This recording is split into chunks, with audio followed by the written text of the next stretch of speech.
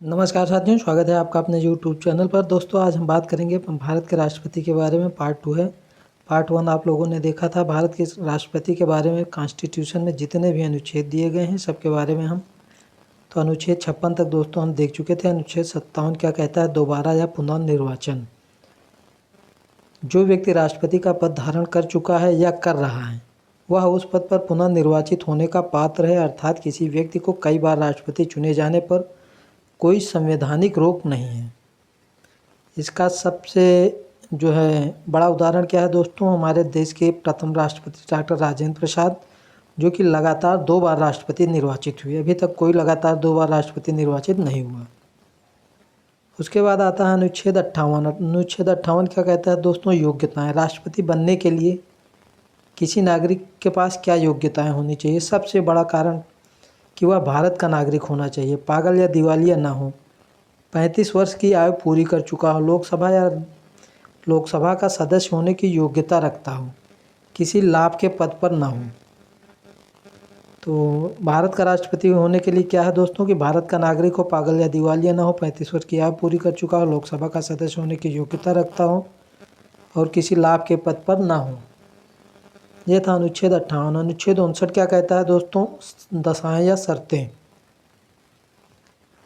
अनुच्छेद 59 राष्ट्रपति के कार्यकाल की शर्तों को रेखांकित करता है, जो उनकी निष्पक्षता और स्वतंत्रता बनाए रखने पर केंद्रित होता है। इसमें प्रावधान है कि राष्ट्रपति संसद के किसी भी सदन या किसी राज्य विधानमंडल का सदस्य नहीं हो सकता। यदि वह ऐसे पद के लिए निर्वाचित होता है तो राष्ट्रपति पद ग्रहण करने पर उसकी सीट स्वतः ही रिक्त हो जाएगी। इसके अतिरिक्त राष्ट्रपति किसी अन्य लाभ के पद पर नहीं रह सकते हैं और उन्हें किराया मुक्त सरकारी आवास और संसद द्वारा निर्धारित कुछ परिलब्धियां और भत्तों को प्राप्त करने का अधिकार होता है। इन परिलब्धियों और भत्तों को उनके कार्यकाल के दौरान कम नहीं किया जाएगा। मतलब राष्ट्रपति को जो सुविधाएं मिलती हैं वो उनके कार्यकाल के दौरान उसमें कमी नहीं की जाएगी, वो सुविधाएं उनको पूरी मिलेगी। इसके बाद अनुच्छेद 60 हमारा क्या कहता है दोस्तों? शपथ। राष्ट्रपति किसकी शपथ लेता है? तो राष्ट्रपति भारत के संविधान की रक्षा एवं प्रतिरक्षा की शपथ लेता है। भारत के राष्ट्रपति को कौन शपथ दिलाता है? तो सुप्रीम कोर्ट का मुख्य न्यायाधीश शपथ दिलाता है, उसके अनुपस्थित में वरिष्ठ न्यायाधीश।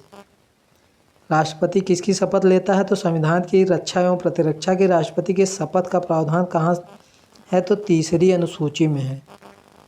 इसके बाद आता है दोस्तों अनुच्छेद 61। 61 क्या कहता है? महाभियोग। महाभियोग की प्रक्रिया किसके ऊपर लगेगी? राष्ट्रपति के ऊपर। कब लगेगी?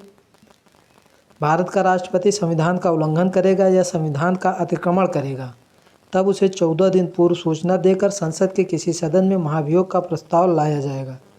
क्वेश्चन बनता है कि महाभियोग का प्रस्ताव किस सदन में लाया जा सकता है? तो राष्ट्रपति के खिलाफ महाभियोग का प्रस्ताव किसी भी सदन में लाया जा सकता है। यदि 2/3 बहुमत से लोकसभा एवं राज्यसभा में महाभियोग का प्रस्ताव पारित हो जाए तो राष्ट्रपति अपना त्यागपत्र उपराष्ट्रपति को देगा। राष्ट्रपति अपना त्यागपत्र किसे देगा? उपराष्ट्रपति को। और महाभियोग की प्रक्रिया संपन्न करने के लिए कितने बहुमत होना चाहिए? तो 2/3 बहुमत होना चाहिए। लेकिन अभी तक भारत में किसी भी राष्ट्रपति के लिए महाभियोग की प्रक्रिया नहीं हुई है। किसी भी राष्ट्रपति पर महाभियोग नहीं लगाया गया है। महाभियोग की प्रक्रिया कहाँ से लिया गया है? तो यह अमेरिका के संविधान से लिया गया है। तो ये था दोस्तों राष्ट्रपति से संबंधित कुछ महत्वपूर्ण अनुच्छेद हमारे संविधान में। और जो बाकी शेष बचे हुए हैं राष्ट्रपति से संबंधित महत्वपूर्ण क्वेश्चन, प्रश्नोत्तरियाँ, उनके शक्तियाँ, कार्यों के बारे में हम आपको अगले वीडियो में जानकारी देंगे। धन्यवाद।